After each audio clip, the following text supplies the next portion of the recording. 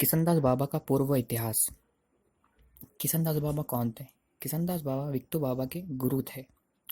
विक्तु बाबा जैसे महान योगी संत कैसे बन पाए, उनके पीछे कौन सी कहानी थी या कौन सी घटना घटी थी जिस वजह से वह इतने बड़े संत योगी शिरोमणि संत बन पाए, जो कभी भूत में न कभी भविष्य में हुए होंगे। ऐसे महान योगी संत को किसका आशीष का फल मिला, जो डोंगरे कुल का नाम इतिहास में अमर होकर रह गया। इन सब का इतिहास उस युग का सत्पुरुष ज्ञानी संत से जुड़ा हुआ है, जो अपने योग बल से सब कुछ देख सकते थे। ऐसी ईश्वरीय शक्ति उनके अंदर प्राप्त हो चुकी थी, वो है सिर्फ किशनदास बाबा द्वारा अपने शिष्य को दिया हुआ कृपा प्रसाद का मीठा फल, जो उन्होंने अपने सबसे लाडले शिष्य फकीराजी डांगरे को दिया था। उस बात के कारण आगे चल के विक्तु बाबा का नाम इतिहास बन गया। यह सच्ची वास्तविकता बनकर धीरे धीरे सामने आई। किशनदास बाबा की एक बेहद अलौकिक कहानी है, जिससे उनके जीवन का मोड़ ही बदल गया। बाबा खुद एक ज्ञानी महान पुरुष थे। वे टाकलघाट आने से पहले हिंगोली जिले के ओड़ा नागनाथ तहसील में एक छोटे गांव में रहते थे। उस गांव का नाम कोलंबी था। वैसे तो किशनदास बाबा एक ज्ञानी सत्पुरुष थे। उनका पहले से संसार में दिल कभी नहीं लगता था। उनके सामने सदा बोधिसत्व भगवान बुद्ध का ही चेहरा नजर आता था। वे दिल में सोचते, संसार के मोह माया में फंसने से अच्छा सत्य कल्याण के मार्ग पर चलकर गृहस्थी से मुक्ति पाना ही सबसे उत्तम है। भगवान बुद्ध ने सत्य ज्ञान पाने के लिए खुद राजा होकर भी पूरे ऐश्वर्य, गृह त्याग और पत्नी और पूरे आत्मजनों का भी त्याग करके विश्व कल्याण के लिए खुद को विपत्ति में डाल दिया।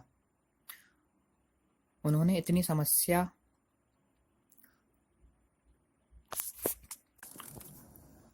से उनको सर्वश्रेष्ठ ज्ञान की प्राप्ति हुई और वे जिस जग कल्याण करके सबको सही रास्ता, करुणा, प्रेम, शांति और नीति नियम का ज्ञान पढ़ाकर वे गौतम से भगवान गौतम बुद्ध बन गए।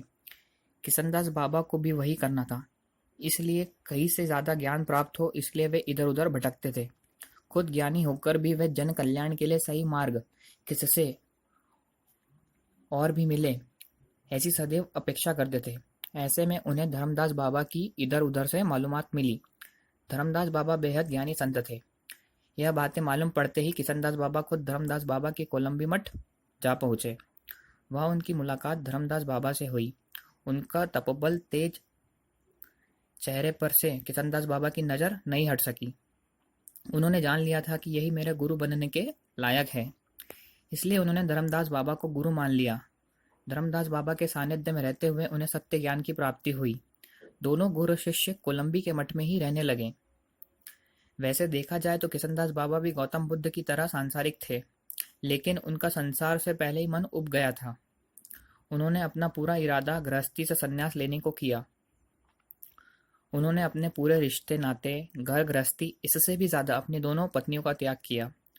उन्होंने सबसे यही कहा कि मेरा संसार से मन भर गया है, मैं अब आप लोगों को किसी प्रकार का आश्रय या साथ नहीं दे सकता, मुझे क्षमा करें। वे पत्नियों के आगे नतमस्तक हो गए और कहा कि मैं अब तुम सबको एक ही रूप से देख सकता हूँ, वो रूप माता का है। ऐसा कहकर उन्होंने सबसे विदा ली और वे धर्मदास जी के मठ में एक साथ रहने लगे। कुछ दिन बाद दोनों गुरु शिष्य नागपुर में आए और उन्होंने किशनदास बाबा को आदेश दिया कि तुम मेरे 24 मील दूर टाकलघाट में स्थायिक हो जाओ, वहां रहने लग जाओ। अपने गुरु का आदेश मानकर किशनदास बाबा टाकलघाट बस्ती के बुद्ध मंदिर में रहने लगे। वहां रहते ही उनकी कीर्ति चारों ओर फैलने लगी, क्योंकि किशनदास बाबा की जुबान से निकला हर कोई बात सत्यता में परिवर्तित होती थी। इसी कारण जो कोई भी बाबा के पास आता, उनका दुख दर्द कम होता गया, मानो वह सबके दुख निवारक हो गए। किसी को उनके आशीर्वाद से संतान की प्राप्ति, तो किसी को धन की प्राप्ति, तो किसी को खुशहाली मिलने लगी, जिससे उनके पास भक्तजनों की भीड़ बढ़ने लगी। उनके महानता पर किसी को भी कुछ संदेह न था। सब उनको चाहने लगे थे। कोई भी भक्त उनको गुरु मानने के लिए तत्पर रहने लगे। इसी कारण किशनदास बाबा के कई तरह के शिष्य भी हो गए। उनकी फैलती कीर्ति को सुनकर कुछ दुष्ट जनों को जलन पैदा हो गई। वे बाबा को नाश वे बाबा का नाश करना चाहते थे, उन्हें मारना चाहते थे। यही कारण था कि तांत्रिकों ने बाबा की पीठ पर एक बड़ा सा फोड़ा कर दिया। उस फोड़े से बाबा को इतनी तकलीफ होने लगी कि वे दुख से तड़पने लगे। उनकी यह अवस्था शिष्य लोगों को बहुत दुखी करती थी। उनके शिष्य लोगों में फकीर जी डांगरे बहुत ही सच्चे और सेवावृत्ति वाले शिष्य थे। बाबा की तड़प उन्हें सबसे ज्यादा दुख पहुंचाने लगी। फकीर जी की फकीर जी बाबा की तड़प देखकर उनका दर्द कम करने के लिए जान से सेवा करने में जुट गए। उसका परिणाम यह हुआ कि बाबा को धीरे धीरे राहत होने लगी। बाबा को फकीरा जी की निस्वार्थ सेवा देखकर बेहद खुशी हुई। उन्होंने अपनी आंतरिक शक्ति से फकीरा जी को दिल ही दिल में सबसे बढ़कर सेवक, या कह सकते हैं सबसे अच्छा सेवक घोषित कर दिया। बाबा की तड़प देखकर सभी शिष्यगण कहने लगे कि बाबा, आपकी यह हालत किसने की, उसका हमें नाम बताइए, हम उसे आपका यह हाल करने वाले को जिंदा मार डालेंगे। इस बात पर बाबा हंस पड़े और कहने लगे, मैंने जब दिल में ठान लिया तो उसे अभी इसी वक्त जिंदा जला सकता हूँ, लेकिन मैं ऐसा करने का साहस कतई नहीं कर सकता। यह मेरा धर्म नहीं है। मारने और जलाने का काम तो सिर्फ भगवान ही कर सकते हैं। हम तो भले और बुरे लोगों को एक ही नजरिए से देख सकते हैं, लेकिन यह बात सच है कि अपने अच्छे बुरे कर्म का फल हमें इसी जन्म में भुगतना पड़ता है। तुम लोग चिंता मत करो, सिर्फ अपना कार्य करते रहो। इस बात पर सभी शिष्य बिल्कुल मौन हो गए। बाबा फकीरा जी डांगरे की तरफ से बड़े प्रसन्न मुद्रा में देखने लगे। उन्होंने फकीरा जी से कहा कि तुम मेरे सबसे प्रिय शिष्य हो। तुमने मेरी इतनी सेवा की है जिससे मेरा मन खुशी से भर गया। मैं तुम्हें दिल से दुआ देता हूँ कि तुम्हारे डांगरे कुल में ऐसा पुत्र रत्न प्राप्त होगा कि तुम्हारे घर का नाम उजागर कर देगा, जो कभी न भूत न कभी भविष्य में ऐसा रत्न तुम्हारे कुल में पैदा होगा। यह मेरा आशीष है। बाबा की कृपा प्रसादी की वजह से आगे चलकर महान तपस्वी विक्तु बाबा जैसे संत प्राप्त हुए, जिनकी कीर्ति चारों ओर फैल गई। किशनदास बाबा टाकल घाट में ही हमेशा के लिए स्थायिक हो गए। आगे चलकर उन्होंने समाधि लेने का प्रण कर लिया। सभी भक्तों को कहने लगे कि मैं जिंदा समाधि लेने जा रहा हूँ, उसकी पूरी तैयारी कर लो।